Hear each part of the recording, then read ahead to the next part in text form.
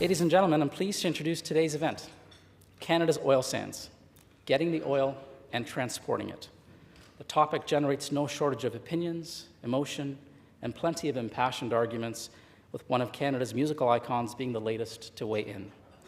There is no denying that Canada's energy sector, led by oil and gas, is a key driver of our economy. According to the federal regulatory agency, the National Energy Board, oil production will increase by 75% and gas production by 25% by 2035.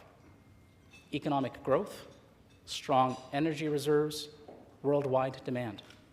On its face, these are positive benefits. So why the controversy? Let's dig deeper with two of Canada's energy sector leaders.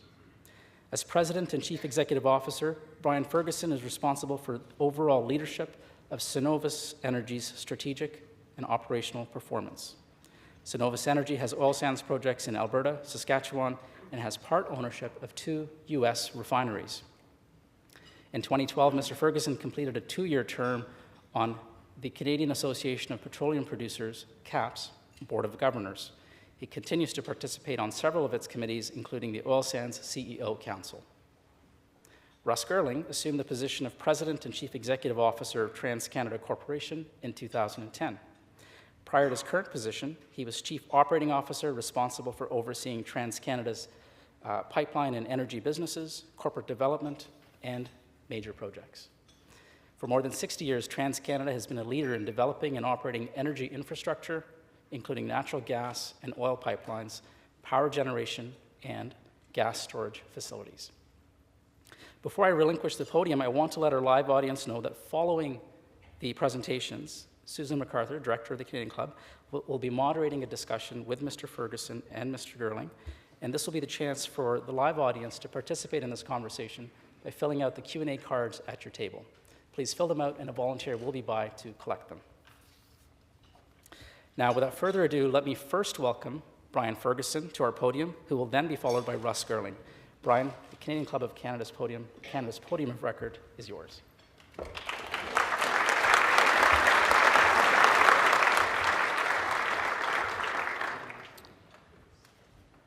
Thanks, Gordon, and thank you all for being here today. Today, I'd like to have and start a conversation that I think all Canadians should be having from coast to coast. It's a conversation about energy, the role it plays in our daily lives, and the role that we as Canadians play in producing it. This country is blessed with an abundance of resources. It's part of what makes us strong, but it also makes us a target. Because we produce oil the world needs, special interest groups have accused Canadians of being lax when it comes to the environment. They've implied that we have weak morals and soft laws. Nothing could be further from the truth. Canadians should be outraged by these allegations. Access to reliable, affordable energy is a defining characteristic of any developed society. We're lucky to have it in this country. It affords us a standard of living and a quality of life that billions of people in Asia and the developing world aspire to. Every day, we flick on a switch, the lights come on, our computers boot up. We heat our homes.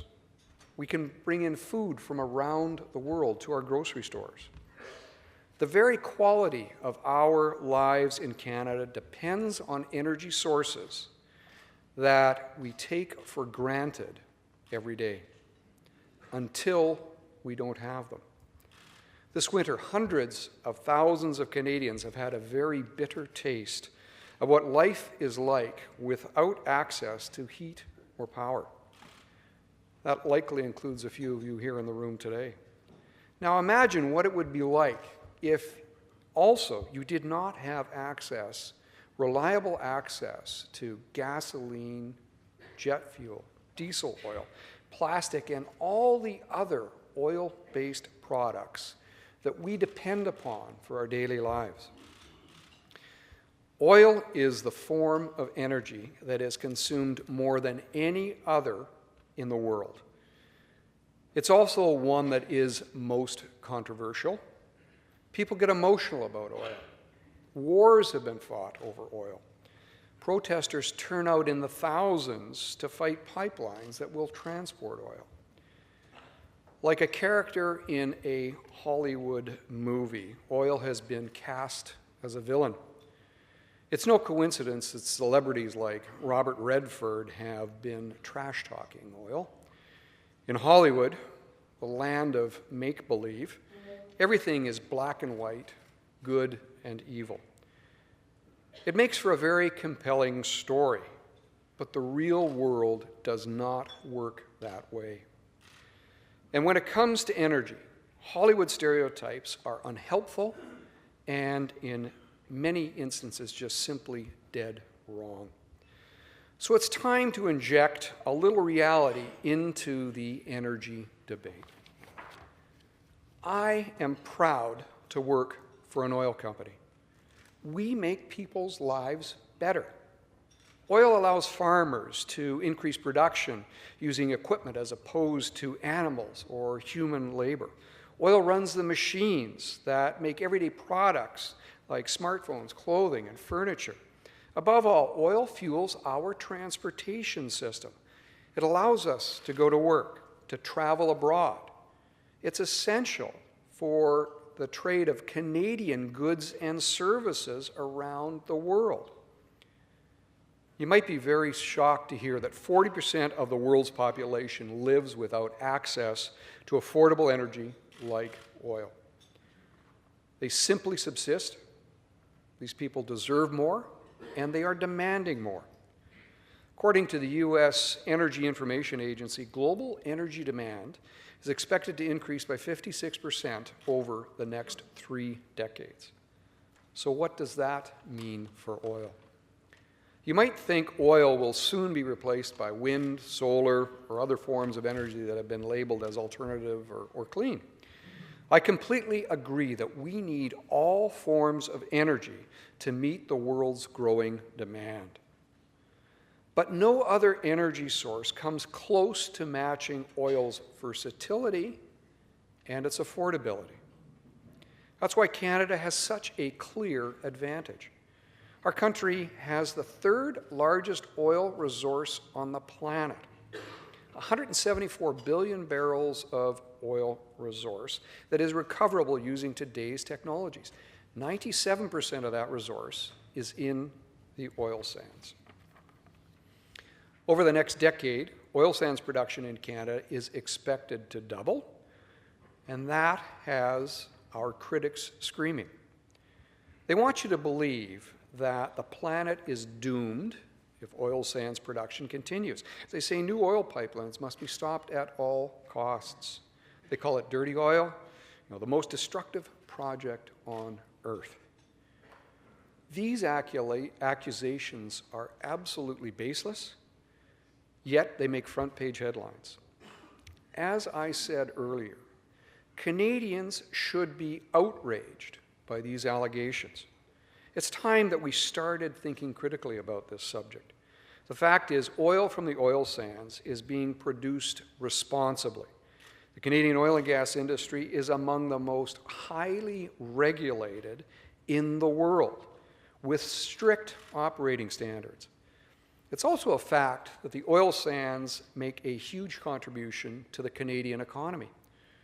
They employ thousands of people across the country, directly and indirectly, through new manufacturing, service, and supply jobs. Oil sands producers pay billions of dollars in taxes and royalties. It helps fund Canadian healthcare, education, roads, and much, much more. Despite these clear economic benefits, critics say oil sands development should be slowed or stopped to protect the environment. I absolutely agree. The environment has to be a key consideration in all that we do as an industry. And I can assure you that it is, despite what those critics have been saying. Let's take greenhouse gas emissions as an example. It's one of their favorite topics and one of the biggest challenges. Critics would have you believe that emissions from the oil sands are melting the Arctic and even killing polar bears. Well, the truth is that oil sands account for 1/600th of the world's greenhouse gas emissions. That is a fraction of 1%. It's the equivalent of about a tablespoon in 10 liters of water. Does that mean that we don't have to do better? Of course we have to do better. All human activity, whether it's resource development, manufacturing, tourism, home building, has an impact on the environment. We all need to do better. And in the oil sands, we are working on improvements every day using innovation and technology. Cenovus, I think, is a great example of Canadian innovation and technology in action. When most people think of the oil sands, they imagine open-pit mines and giant trucks and shovels and tailings ponds. That is not what we do at Cenovus. We are one of the next generation of oil sands producers. We use techniques that were pioneered right here in Canada. We drill into the oil sands reservoir hundreds of meters below surface. We inject steam into it, and that softens the thick oil so that we can pump it to the surface. From a single well pad, we can access a huge underground reservoir with essentially no surface disturbance. 80% of the oil sands will eventually be developed using these drilling techniques or similar ones.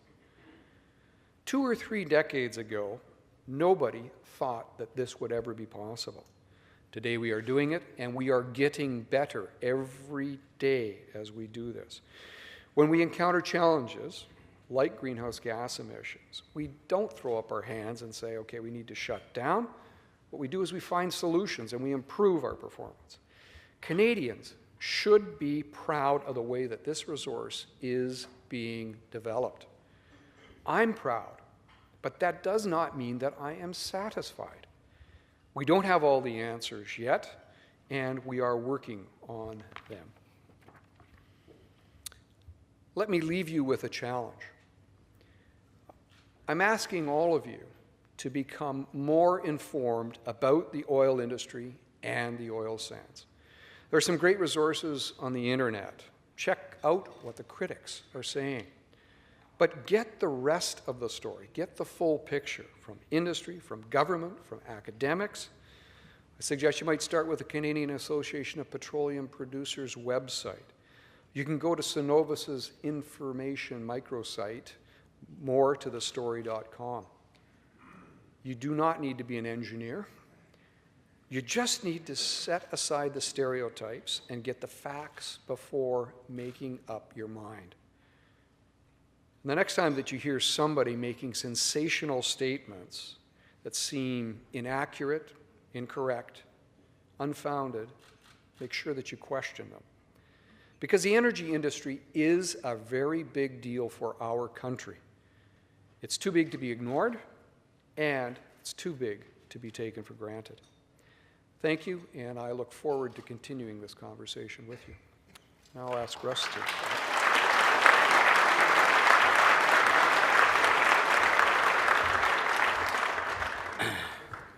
So thank you and for the opportunity to speak here at the Canadian Club today. And thank you to Brian for kicking off this topic for us today and sort of honestly getting the message out of the importance of this resource, not only to our country, but to the rest of the world. As he pointed out, as Canadians, we are blessed with more affordable crude oil resources, the most important energy source on the earth, than we're ever going to need as a country. And that's a position I believe that we often take for granted, and a position that is very rare around the world.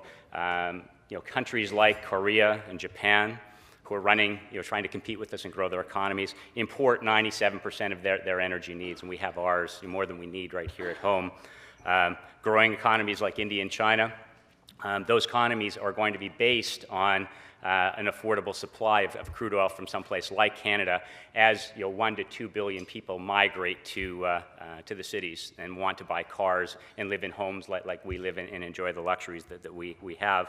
And even in the United States, which is the largest oil-consuming country on Earth, meets about 60% of their needs for oil from places offshore, hence why they spend so much money protecting the free flow of oil to the United States. And I think irrespective of the rhetoric that you might hear, under any scenario, the demand for oil is going to increase in the world. We will develop other technologies. And in my view, Canada has all the tools. It has the technology, the human talent, environmental regulation, rule of law to protect foreign investment that will come into this country to actually support the development. We have all of the tools to be the most responsible and reliable and preferred supplier of oil of anybody on Earth. And if we get it right, this industry can be the single greatest driver of the Canadian economy as well. And when I say Canadian economy, I mean that for all Canadians, not just Western Canadians, and I've got some examples in my talk here where I'll talk about the benefits here in Ontario. But as Brian pointed out, some people are fundamentally opposed to hydrocarbon development, and probably more importantly for us, to the development of the Canadian oil sands. Their concerns appear primarily related to CO2. And I understand that, but they've erroneously targeted the oil sands as the world's largest CO2 problem. They've made up phrases which are catchy, like the oil sands are the largest carbon bomb on Earth. And if you develop it, you'll get this, and if they say, if you develop it, it's game over for the planet. I mean, obviously that scares people, frightening claims, but they're based in fantasy and not in reality. Unlike most countries around the world that produce oil, Canada and the oil sands actually monitor closely those emissions every day. And those numbers are available on the Environment Canada website. We've got nothing to hide. As Brian pointed out, the fact is, they produce a small fraction of global GHGs. And when you think about it in the Canadian context, it's about 7% of Canada's global GHGs. So hardly the largest carbon bomb even in Canada, much less the world. But as Brian said, that's not a reason for us not to do better. We understand the transition to a less carbon-intensive energy future, and in fact, TransCanada is investing as fast as anyone in that new technology. Here in Ontario, with our partners, we recently spent $5 billion refurbishing units 1 and 2 at Bruce Nuclear to produce 1,500 megawatts of emission-less energy for the province. We have 9 solar projects under development here in the province. We've recently brought 4 online. We've spent close to $2 billion here recently on natural gas-fired generation, which allowed the province to achieve its goal of entirely transitioning off coal-based fuels by the end of this year. But even with those kinds of changes in our energy industry, which are substantial, we're still going to need natural gas to heat our homes here. We're going to need fuel for our vehicles, and that's for decades to come, and not just here in Canada, but in the rest of the world where they're demanding these kind of products in our standard of living. As Brian pointed out, this isn't a choice between oil and gas and alternative energy. That's the way that many of our opponents have framed this issue, but it's simply not correct. This is about the responsible development of all energy resources, which are all going to be required to meet our changing and growing needs both here and abroad. But unfortunately, those who have opposed the development have successfully delayed the construction of the reliable and important infrastructure that we need to move that product to market. The key one, which I'm sure you all know about, is our Keystone XL project, which has the unique position in the world where we're sitting next to this large consuming nation to hardwire link growing supply to the largest consuming nation on Earth. Just to be clear, the U.S. consumes every day 15 million barrels a day of oil, and they import 8.5 million barrels a day of that oil from someplace else around the world. And even with their growing production, which is now grown about 1.5 million barrels a day, increasing efficiency standards, the International Energy Agency and the U.S.'s own Energy Information Administration forecast that they're going to need imported oil well beyond 2040. The notion that they're going to become self-sufficient anytime soon is a fiction that's been created by anti-oil activists to to suggest that projects, important infrastructure projects like the Keystone Pipeline, are no longer necessary. But the truth is that today the U.S. consumes about 3 million barrels a day of our oil, oil that helps that country start 250 million vehicles every morning for people to go to work, take their kids to school. That's what's necessary. And I don't think that, I can't imagine that anybody really believes that shutting down the Keystone Pipeline is going to stop them from buying oil from someplace around the world, nor is it going to stop us from producing the oil or the U.S. from increasing their production, because that's what they're going to do. They haven't slowed down the development here. They haven't slowed development in the United States, and that's what our opponents have hoped that it would do, and it clearly is a strategy that's not successful. Since 2008, when we made our application to build the Keystone Pipeline, oil production in Canada has grown by about 700,000 barrels a day. That's about the size of Keystone. The U.S. has grown their production by 1.5 million barrels a day. So in total, we've got 2.5 times Keystone of new production, and we don't have the facilities to move that oil to market. So during the 5-year delayed regulatory process, what's happened? We're moving more oil by rail, more GHG emissions, and it's costing a lot more money to do that than it would otherwise cost. So material cost to both the environment and a material cost to our economy. Natural Resources Canada has estimated that the effect of not having market access for that crude oil and the reduction in price that the Canadian producers receive is costing our economy about $18 billion a year. And just to put that in context, our deficit in this country was $18 billion a year in 2012. So this is material to our economy. And that is why everyone from our Prime Minister to the Premier of British Columbia to the Premier of New Brunswick is talking about the importance of market access. So I said, Keystone XL is not about conventional energy versus the environment. It quite simply is about where Americans want to get their oil from. Is it from Canada or from elsewhere around the world? And how do they want to get it there? By a truck, by a train, or by a safe pipeline? And similarly, TransCanada's Energy East project is about where Canada is going to get its oil from. And as Brian mentioned, the oil sands in Canada hold about 170 billion barrels of oil that can be recovered with today's technology. But in spite of those tremendous resources, it may be a surprise to many of you that Eastern Canadian refineries primarily rely upon foreign sources of crude oil to meet their needs, primarily from Saudi Arabia and Nigeria, and not from Western Canada. And why that is because we don't have the pipeline infrastructure to get it from those locations. So our Energy East project is about converting 3,000 kilometers of our gas pipeline system, adding new construction to it to attach the new supply and to attach the markets, the refineries in the east and export terminals in both Quebec and New Brunswick to our system. It's a big project. It's a $12 billion project, 100% private sector funded. It'll create about 10,000 jobs across the country in terms of construction, about 1,000 enduring jobs. 20% of those jobs will be right here in Ontario. It'll generate about $35 billion of GDP, $10 billion of taxes. About 35% of that will be right here in Ontario.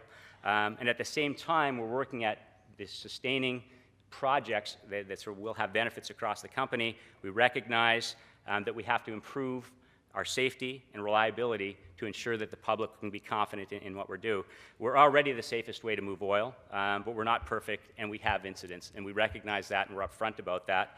As a company and as an industry, our goal is to achieve 0 incident rates. We know that that's going to be difficult, but without setting the target, you're never going to get there, and I believe that we can get there by improving our technology. We're spending billions of dollars on new processes and procedures. With XL, for example, Keystone XL, we've adopted 57 conditions that are above and beyond industry standard that will make that pipeline the safest pipeline that's ever been built. At the same time, we're focused on taking that knowledge and technology and focusing on those same things for our Energy East project. People need oil, but they need to know that it's being delivered safely. We know that we can do that, and we are going to do that. Canadians are very clever. Companies like Cenovus have demonstrated their creativity by unlocking that energy source in a very environmentally responsible way. And we as a company are a leader in the world. Countries around the world look to TransCanada for their expertise in how do you build these links between production source and market source. So we are market leaders, world leaders in what we do. And it's important that we get past this rhetoric, use our intellectual talents, focus on the facts, improve our technology, improve our processes, and if we do, we can create extraordinary benefits for Canadians from coast to coast. We have the opportunity to be the global leader, is where I started my talk, in responsible and friendly resource development. Canadians should not accept anything less than the most responsible and best energy developers. We can do this. The opportunity, in my view, is simply ours to either seize or to lose. And I look forward to a continued conversation with all of you over the coming minutes. And thank you again for taking the time today to listen to our story.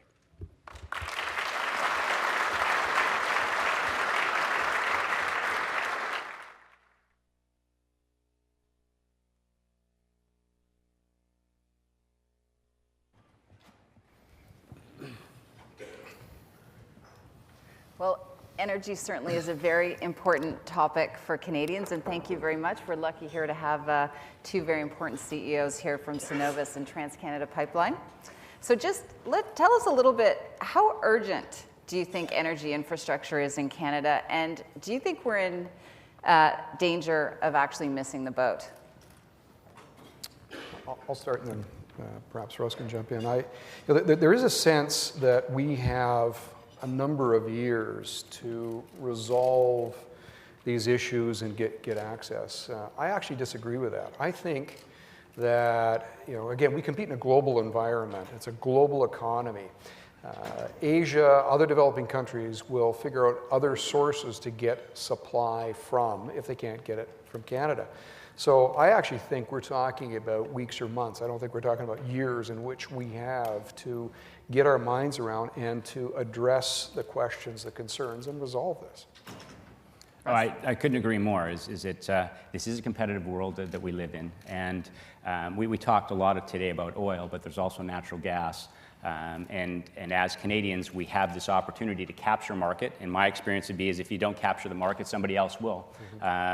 If we miss that window, I guess my best example is the Mackenzie Valley. We had an opportunity in this country, in my view, to develop the North.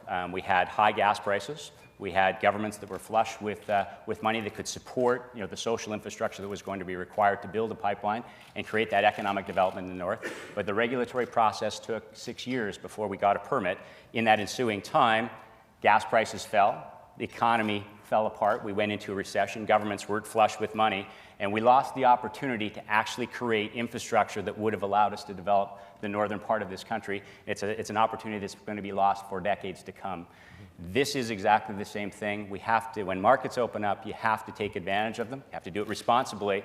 But make no mistake, is that world changes relatively quickly. And if you miss the opportunity, you may lose it for decades and decades to come. So we're sitting here in Toronto. Why should Ontarians care about the urgency of this issue, and what does it mean for us if Canada actually does miss the boat on this energy infrastructure?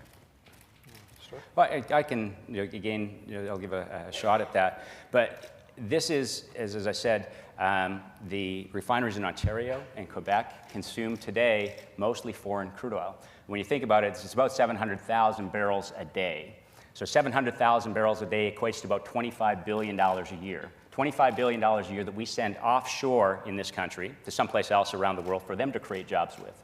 You think of $25 billion of stimulus into the Canadian economy every year in perpetuity by buying those resources here, and all of the ancillary manufacturing and parts and pieces that actually have to go into developing that resource, all of those jobs get created here as well. So if we want to create jobs and economic development in this country, across this country, I can't think of an annual $25 billion stimulus that's sitting out there right in front of us just to see. So that's important for all Canadians.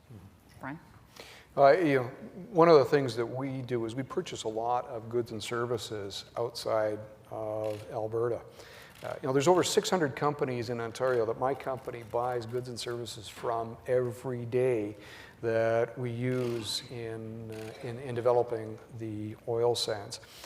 Think about the transfer payments, for example, that come from the resource development, the royalty revenues that are generated, whether it's in Alberta or Saskatchewan or British Columbia, for example, for natural gas.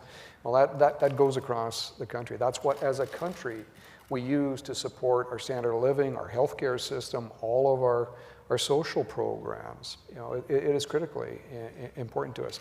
And to me, it defies logic, as Russ pointed out, that we are a country with the third largest oil resource on the planet, and we are importing oil from other jurisdictions because we haven't taken the time to develop our own resource for the benefit of Canadians.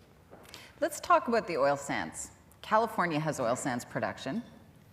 How do we and Cenovus, for example, stack up against the Californians when it comes to environmentally responsible energy production? Great. Excellent question.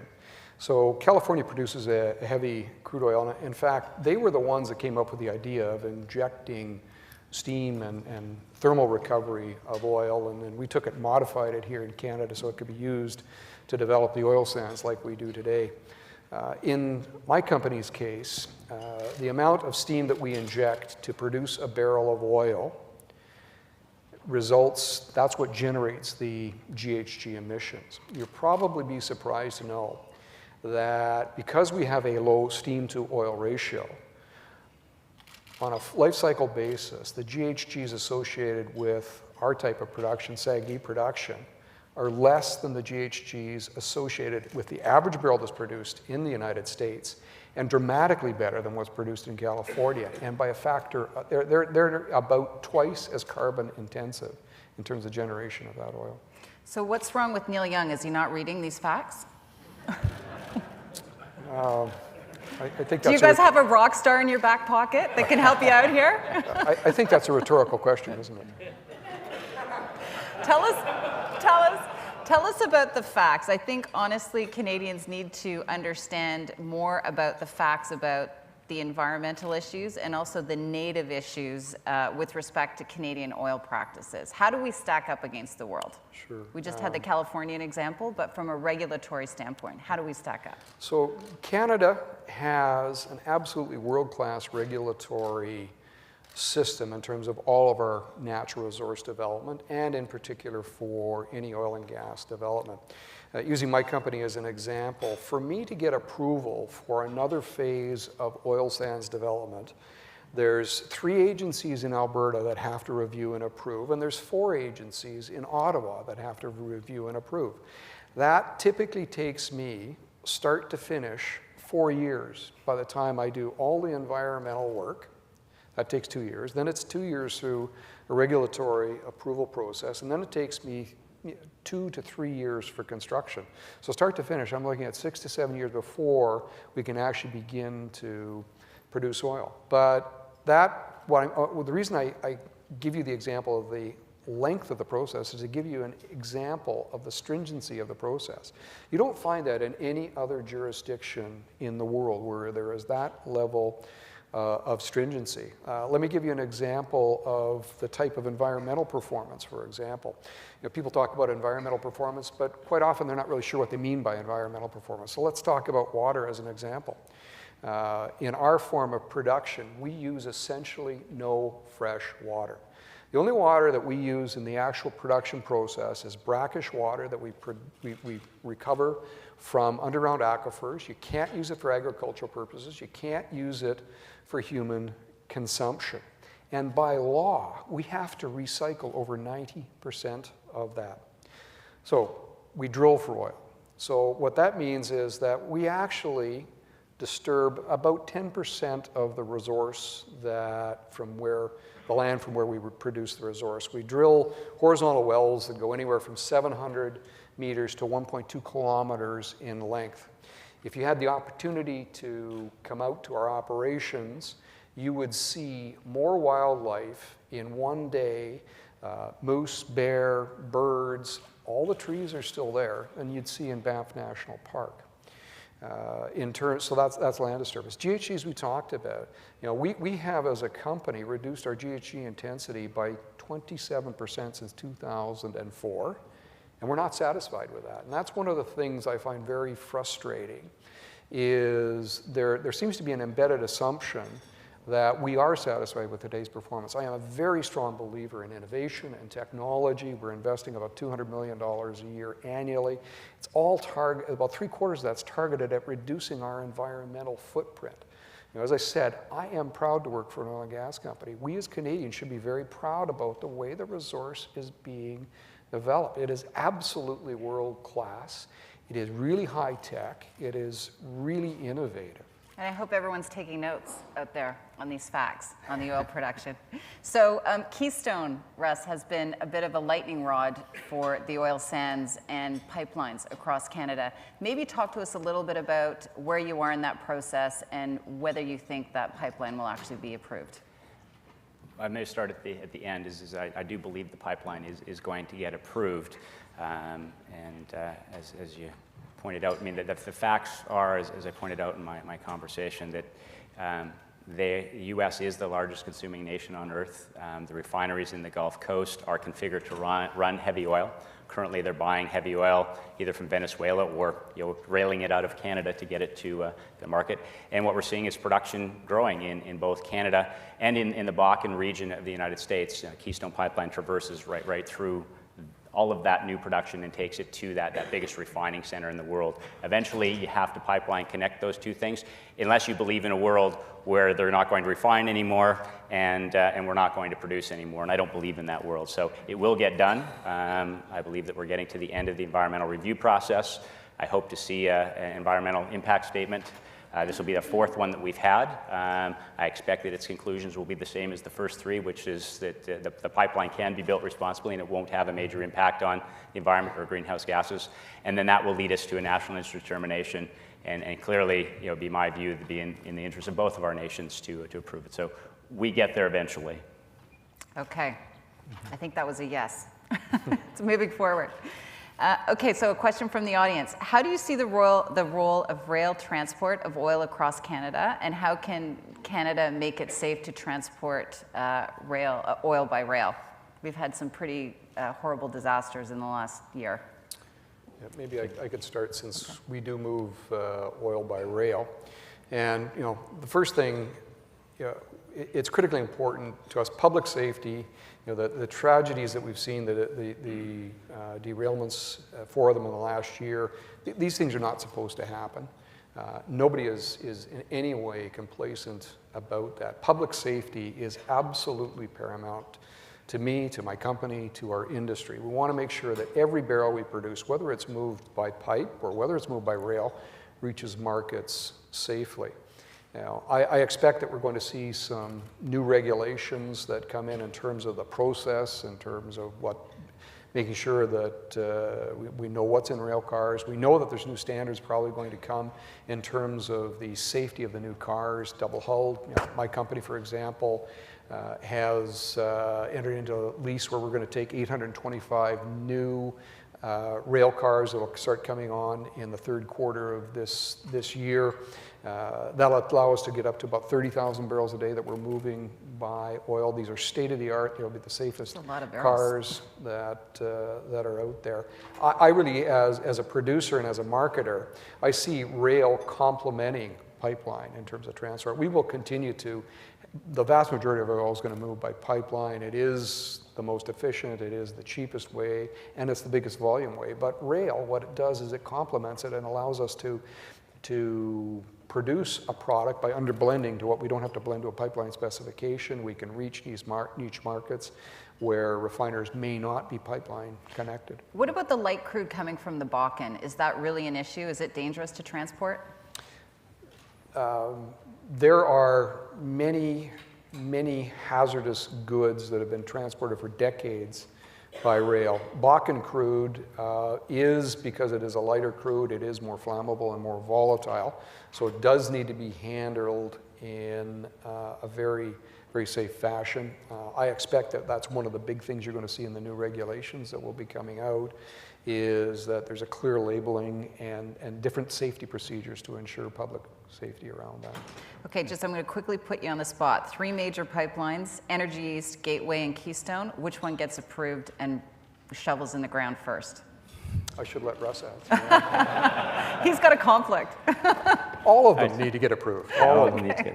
is I believe that in terms of the sequencing of those, Keystone is the one that's the furthest along in its regulatory review process. So it's the one that should logically get the shovel in the ground first. But as we've seen, these things get delayed for reasons that are beyond our control. But what I can tell you about that project is the pipeline is all on the ground. The pumps are in the warehouses. The land is all procured. And we're ready to start construction. And as soon as we get that approval, we'll be under construction. Okay. A quick question from the audience about the price of Western Canadian crude. The concern is there's such growth going on in the U.S. in terms of oil production with fracking and multi-horizontal fracks. What is that going to do to the price of oil, and how does that impact the economic outlook and the viability of your projects long term? So one of the things that I think is really misunderstood about oil sands is it's quite often viewed to be the marginal barrel in terms of the economics. So let me give you a couple of statistics, and my company actually does produce light tight oil as well. So the supply cost for various forms of crude, supply cost is the price of WTI equivalent that we need to achieve to generate better than a cost of capital return. Light tight oil runs $70 to $80 a barrel WTI equivalent to generate better than a cost of capital return. On our two producing oil sands projects we have today, Foster Creek, Christina Lake, between $35 and $45 WTI equivalent. So my economics are very strong. That's one of the things that is, to me, so amazing about the oil sands.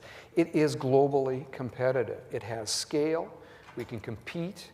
We have decades of growth ahead of us, and it is absolutely being developed responsibly. Now, in the short term, if we do not have additional access to market, we continue to see increases in supply, then you could well see discounts, for example, in the United States on US oil, as opposed to just discounts on Canadian oil. That is the beauty of a free market system, though, is whenever there's an economic incentive, if there's too much economic rent that's going into one particular sector, then there will be ways and things that are achieved to be able to access new markets, and in this case, it would have to be export markets. So fully loaded price per barrel, including capital costs that you need to see oil at to make your projects economic? $35 to $45 a barrel. 35 to 45 fully loaded capital Yes. cost. Good. Okay, let's switch over to another question from the audience. What benefits are your companies offering to First Nations whose territories your projects traverse, and is revenue being shared with First Nations? That's a great question, and when I said there's an opportunity here for all Canadians, I think First Nations communities are sort of one of the groups that are at the front of that list. This is an opportunity like we've never seen in this country. Just our projects, we've got two projects that go to the West Coast, two gas pipelines that go to the West Coast that we're working on. There's about 30 Aboriginal communities we traverse. Energy East traverses about 180 Aboriginal communities from Alberta to New Brunswick. This is an opportunity for them to participate, and yes, they will participate in the revenues of the pipeline, but they'll also participate in the other benefits that we'll bring along. The job creation, there are certain skills that those communities have, certain skills those communities want to acquire. We can help build their businesses and help build sustaining economic models in those communities, and this is a once-in-a-generational opportunity to do this. So again, we have to get it right. We have to focus on how we're going to do that.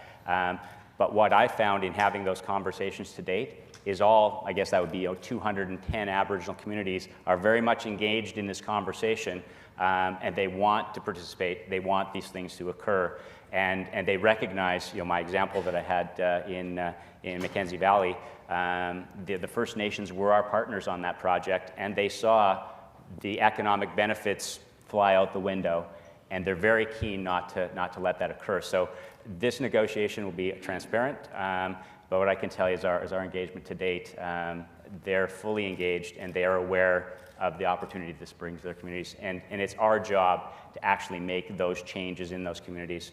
Because as Canadians, fundamentally, if we can help solve that issue, that's going to make us all stronger, and this is an opportunity for us. We have a tool to do that today that we didn't have before.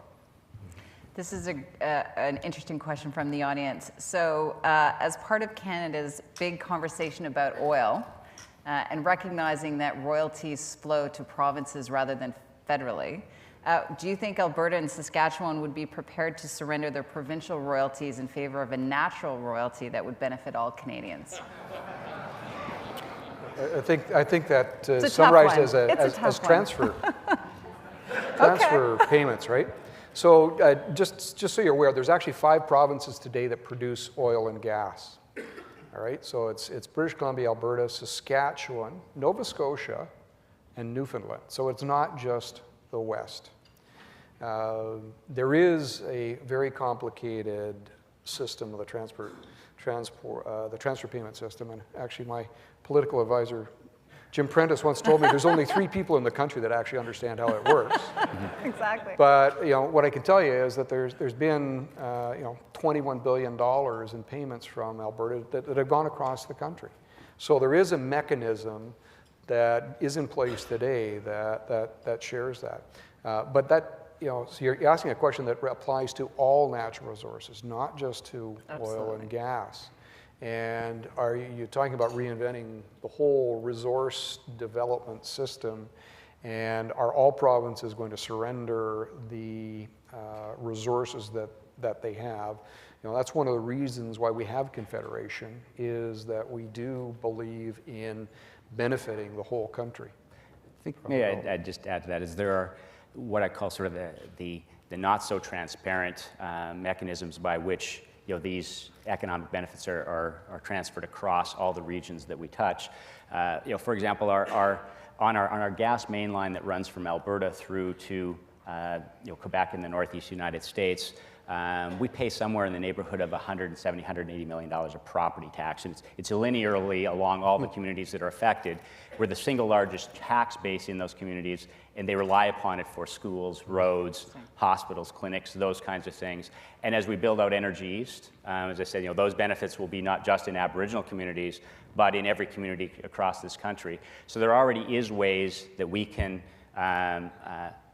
transfer benefits, if you will, from the producing location across all of those that are actually impacted by the project. And those are, I guess, things that people don't talk about very much. But if you remove them from those small communities, if you take $1 million of tax revenue out of a small community that has a budget of $1.5 million, that's significant, and they depend upon those revenues. And I think those are things that we need to talk more about as Canadians. So one last question to wrap up here.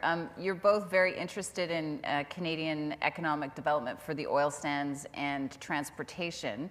How do you feel about building refining capacity in Western Canada? So my company does have investments in refining. Those investments happen to be in the United States, a refinery in Illinois and one in Texas.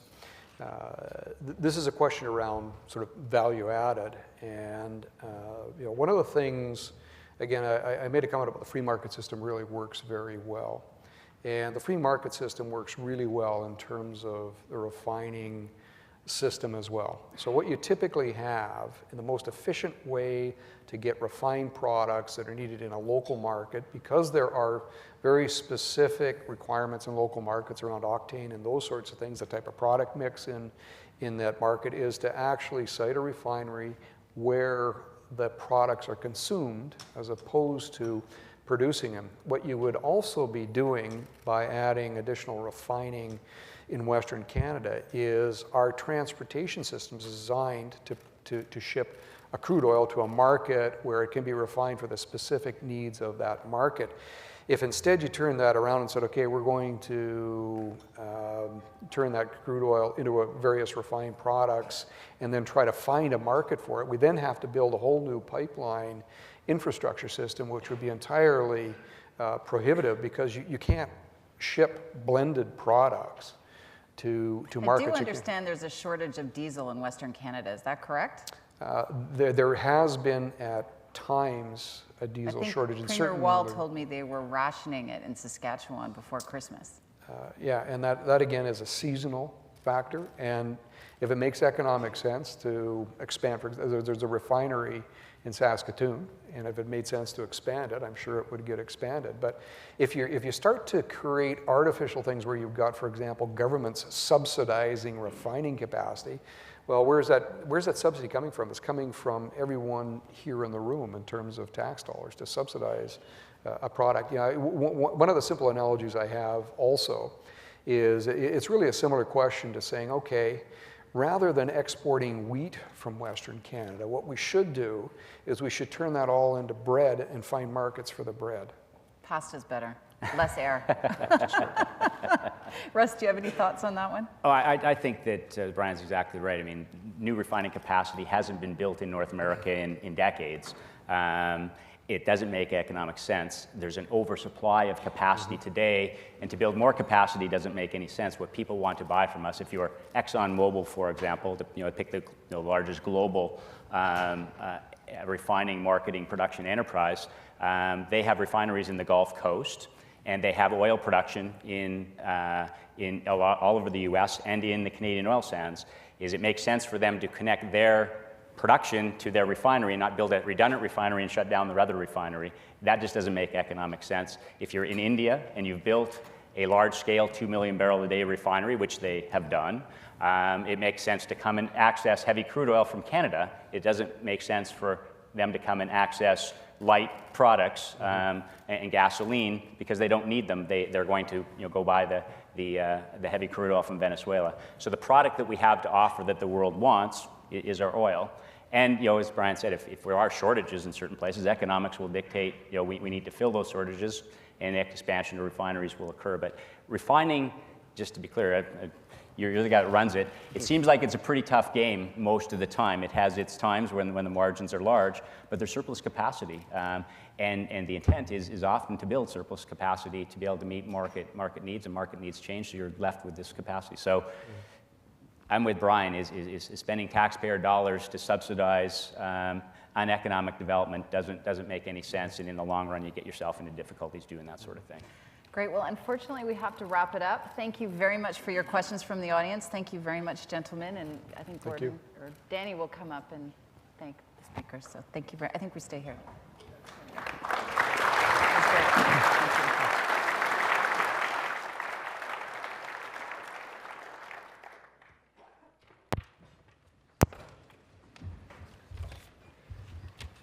Good afternoon, ladies and gentlemen.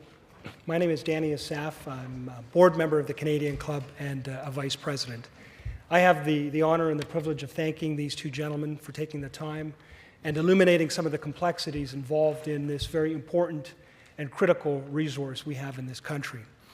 And the complexities involved are a reflection of the many constituencies that they have to consider in developing this, whether it's customers, suppliers, the Canadian communities that are near the places of production, of course, the provinces that rely on the investment, and everyday Canadians that look for job and employment in the future in this industry. And what we've heard today is they are not satisfied with the way things are and are always striving to improve, and those involve some unknowns. But what we do know from today is some knowns. The global and the Canadian economy will grow. Energy will continue to be an important driver of that, and Canada will remain critical, and that Canadians should be trusted to bring that energy to Canada and the world. And another known that has come out of today's discussion is we have Canadian companies and we have Canadian leaders that should be trusted as well. And it's on that note that I want to thank both Mr. Ferguson and Mr. Gerling for your starting the conversation today here in Toronto at the Canadian Club. We look forward to continuing the conversation with you, wishing you continued success with your endeavors for Canada and for the world. Thank you very much, and have a good afternoon.